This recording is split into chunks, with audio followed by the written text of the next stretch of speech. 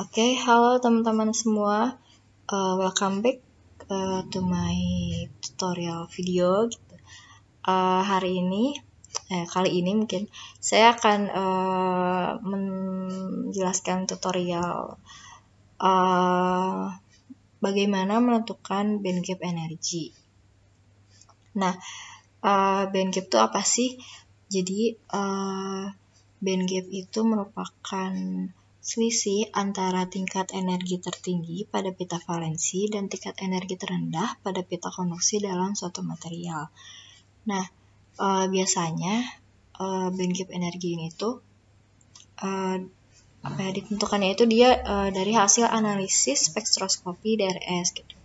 Nah, di mana energi band gap ini menjadi sebuah parameter kunci yang menentukan kemampuan dari suatu material untuk menghantarkan listrik. Nah, untuk penentuan band gap energi ini sebenarnya ada dua metode. Yang pertama, metode fungsi Kubel-Kamang, dan yang kedua itu metode Float-Tauch. Nah, di part pertama, saya akan menjelaskan penentuan band gap energi. Band gap energi atau energi band gap merupakan menggunakan metode fungsi Kubel-Kamang. Nah, jadi di sini ada rumusnya ya teman-teman. Untuk rumusnya sendiri kita menggunakan persamaan Tauch and Davis mode. Bisa dilihat di sini untuk keterangannya gitu. Nah, di sini gamanya itu dia bisa bisa jadi dua keadaan gitu. Nah, tergantung pada transisinya gitu.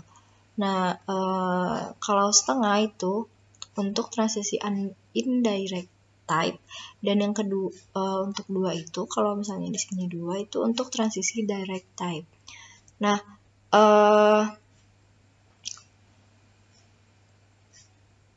mungkin perbedaan indirect sama direct type itu ketika si kurvanya itu dia sejajar atau enggak gitu. Nah, selanjutnya di sini untuk fungsi Kubel-Kamangnya, perbedaannya itu ada di sini ya, di sini sama di sini. Jadi nilai alfa yang berada di persamaan Tauch-Davis mode itu diubah menjadi FR gitu kalau dalam fungsi Kubel-Kamang. Nah, di sini juga bisa dilihat ya, jadi FR itu atau fungsi Kubel-Kamang ini dia sama dengan K per S atau sama dengan 1 kurang R kuadrat per 2R, di mana FR itu adalah fungsi Kubel-Kamang, kemudian K-nya adalah koefisien serapan, S-nya koefisien hamburan, dan R-nya adalah reflectance. Oke, langsung aja mungkinnya kita ke datanya. Nah, di sini udah ada datanya.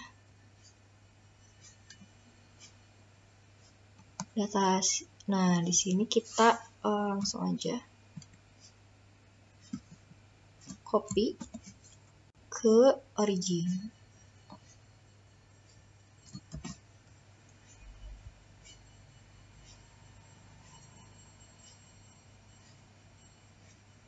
Nah, di sini tulis aja wavelength. Di sini ditulisnya reflectance. Nanometer di sini persen ya tadi. Nah, oke, udah. Pertama-tama kita menghitung terlebih dahulu ini apa namanya? Si energi HV.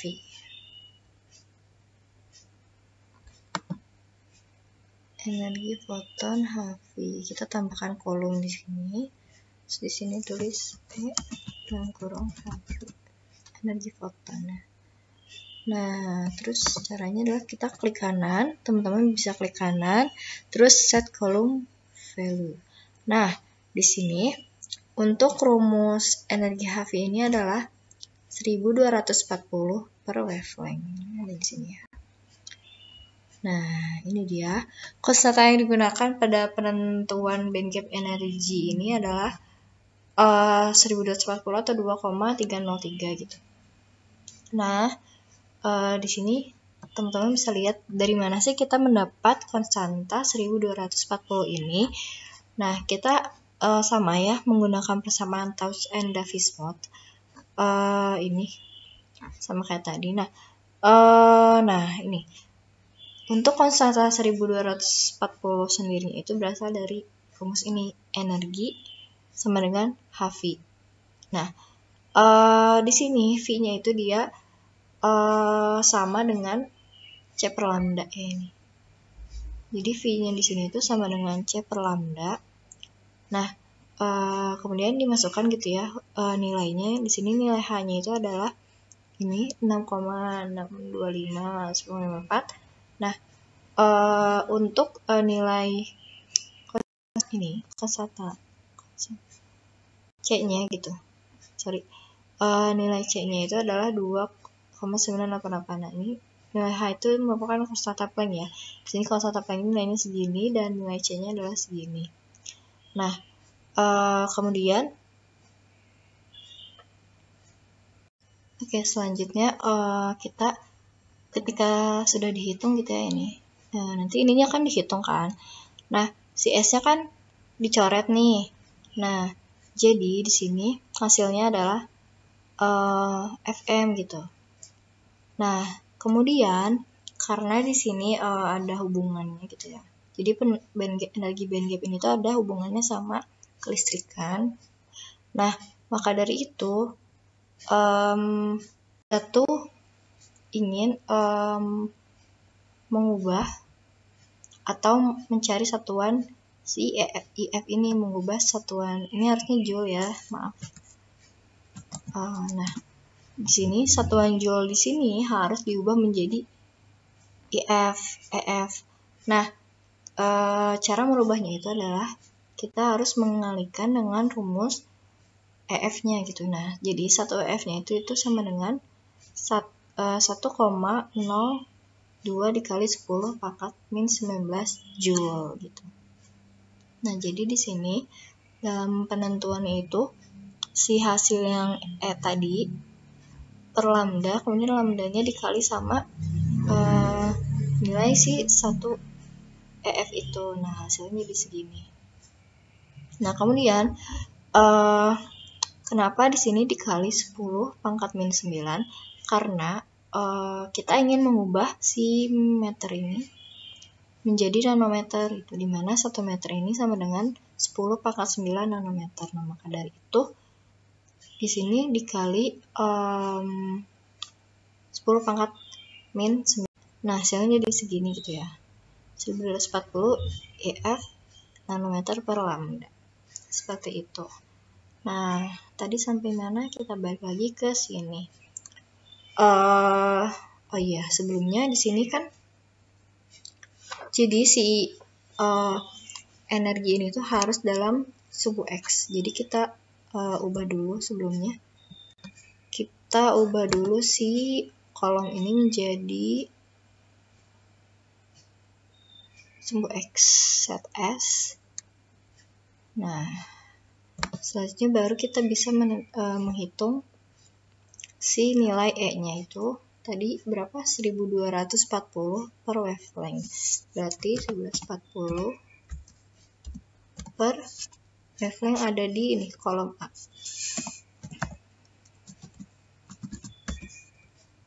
Kita oke. Nah, ini hasilnya. Kemudian selanjutnya kita kan ini reflektansinya masih dalam nilai persen. Nah, kita ubah menjadi desimal. Set kolom values, kolom B,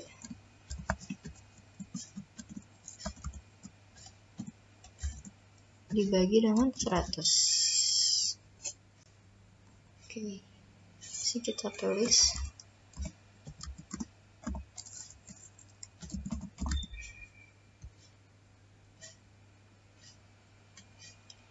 Selanjutnya kita mencari atau menghitung koefisien serapan, nilai koefisien serapan atau K.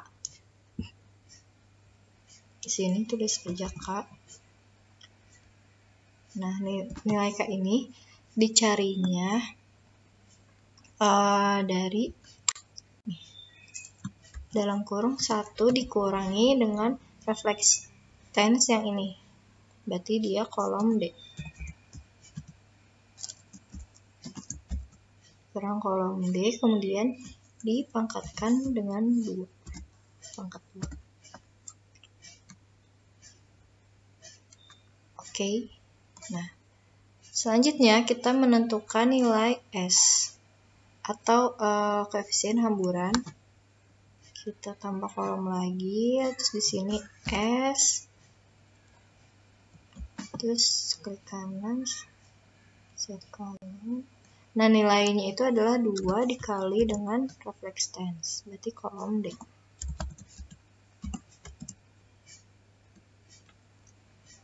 Oke. Nah, selanjutnya kita menghitung si fungsi fungsi Kubel-Kamangnya. Itu kita tambahin lagi di sini kolomnya, terus di sini kita tulis FR ya.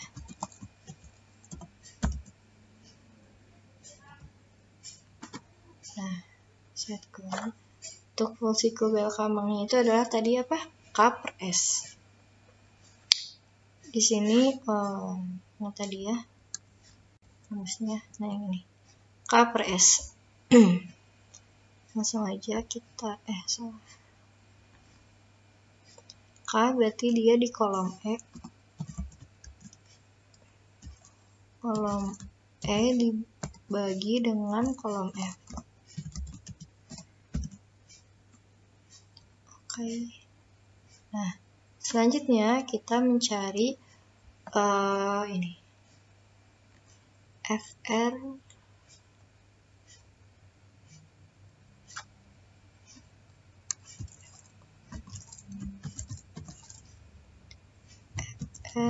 kali HP pangkat 2. Nah, dimana si FR HP-nya itu akan menjadi sumbu Y gitu. Oke, langsung aja. Rumusnya itu adalah ini ya, FR dikali dengan HP dipangkatkan 2. Kita set kolom. FR tadi ada di kolom Y, kolom Y, terus dikalikan dengan HV. HV tadi ada di kolom C, yang ini ya, kalikan dengan kolom C. Nah, ini di dalam kurung, tutup kurung, dipangkatkan dengan 2. Oke. Nah, ini adalah nilai sumbu Y-nya. Oke, selanjutnya kita plotkan si sumbu Y ini dengan sumbu X. Sumbu X-nya itu mana? Adalah ini, energi HP-nya tadi. Kita plot, benar ya. Kita plot line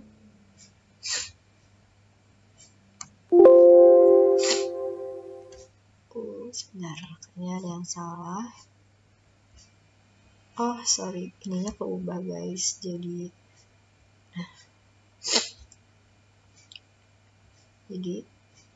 saya lagi ini sama yang ini. Kita plotkan pakai line. Nah, ini dia untuk kurvanya. Nah, selanjutnya kita harus mengenalkan si sumbu Y-nya gitu. Kita nolkan dulu sumbu Y, klik 2 kali, terus di scale sumbu Y-nya harus 0. Nah, selanjutnya setelah itu nilai band gapnya itu adalah dilihat dari bagian kurva yang mulai melonjak naik menuju ke puncak gitu. Nah, jadi si bagian linear ini adalah merupakan nilai band gapnya gitu. Ini tuh menunjukkan nilai si band gap energinya gitu. Nah, selanjutnya kita untuk menentukan si energi band gapnya gitu ya, kita jadi energi band gapnya itu ditentukan dari titik potong antara si bagian linear ini dengan si sumbu X. Nah, nanti titik koordinatnya itu merupakan titik koordinat di sumbu X-nya itu adalah merupakan nilai energi band gapnya itu. Nah, jadi kita di sini perlu menarik garis dulu ya. Kita zoom aja. Nah, kita menarik garis dari sini gitu. Sampai memotong ke titik X.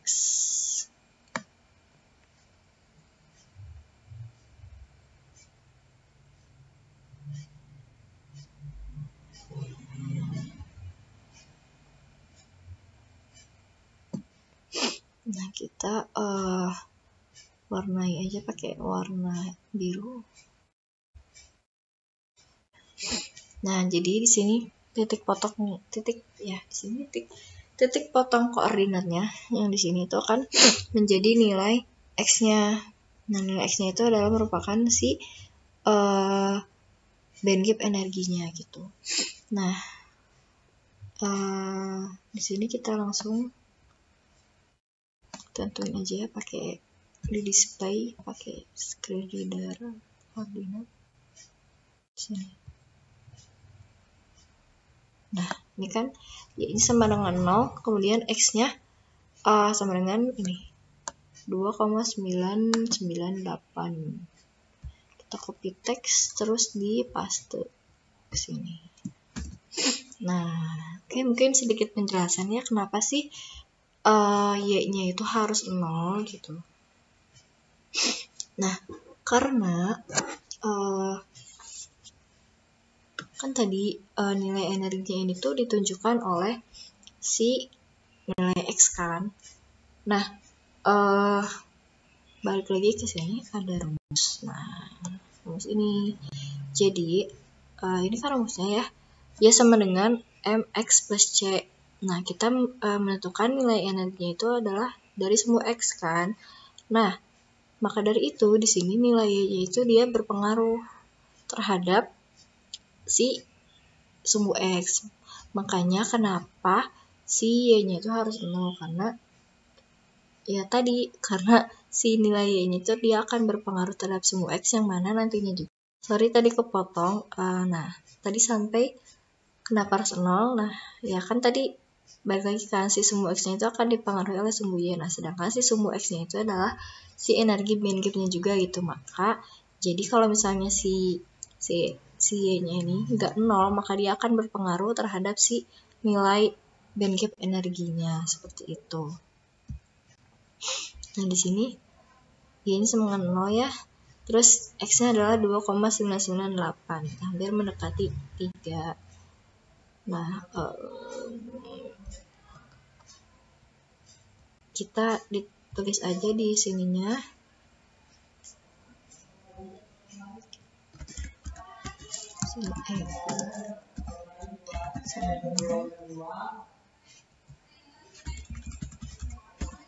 Nah, terus di sini kita tulis fungsi Kubel-Kamang.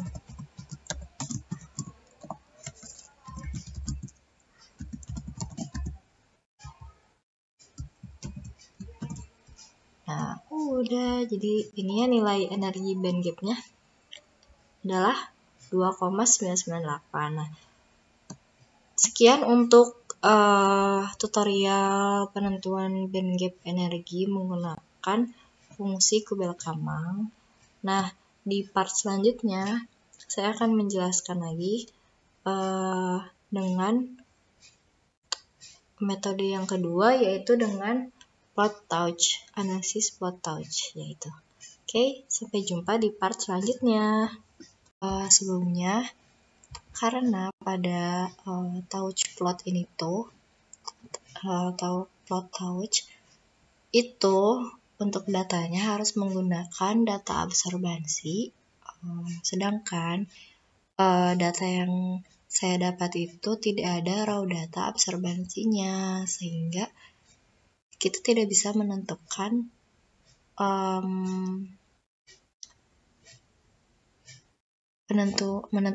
band gap energi merupakan touch plot. Jadi mungkin hanya satu part saja yang akan saya sampaikan, yaitu menggunakan penentuan band gap energi menggunakan fungsi Kugelkammer. Oke.